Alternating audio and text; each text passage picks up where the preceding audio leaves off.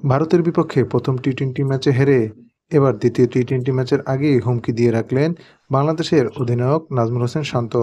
ভারতের বিপক্ষে টেস্ট সিরিজের মতোই টি-টোয়েন্টির প্রথমটিতে অসহায় আত্মসমর্পণ করেছে বাংলাদেশের টাইগাররা। গোয়ালিয়রে ৭ উইকেটের বড় ব্যবধানে হেরে সিরিজ শুরু করেছে নাজমুল হোসেন শান্তর দল। এমন হারের পর আলোচনায় বাংলাদেশের পরের ২ ম্যাচের পারফরম্যান্স নিয়ে। দ্বিতীয় টি-টোয়েন্টি ম্যাচে আগামী ৯ অক্টোবর দিল্লিতে মাঠে নামবে দুই দল। আর এই ম্যাচ নিয়ে গতকাল সংবাদ সম্মেলনে শান্ত বলেন, ঘুরে তো দাঁড়াতেই হবে। কিভাবে আমরা কামব্যাক করতে পারি সেটা দেখতে হবে। আমার মনে হয় আমাদের সবারই দায়িত্ব নিয়ে খেলতে হবে ওই ম্যাচে। সাংবাদিকের এক প্রশ্নের জবাবে শান্ত বলেন, তার দলের সামর্থ্য আছে এই সিরিজে ভালো করার, যদিও সেটা কি করে হবে তার প্রশ্ন থেকেই যায়।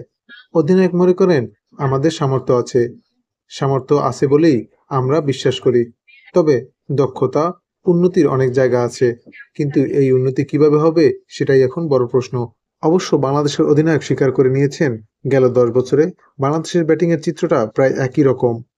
তিনি বলেন, আমার মনে হয় আমরা গত ১০ বছর থেকে একই রকম ব্যাটিং করে যাচ্ছি। মাঝে মধ্যে হয়তো ভালো ব্যাটিং করি, কিন্তু এটা খুবই নগণ্য, যেটা থেকে আমাদের বেরিয়ে আসতে হবে। ভারতের বিপক্ষে দ্বিতীয় টি-টোয়েন্টিতে আমরা ঘুরে দাঁড়াতে চাই। আমরা প্রত্যেকেই যার যার জায়গা থেকে ভালো করার চেষ্টা করব।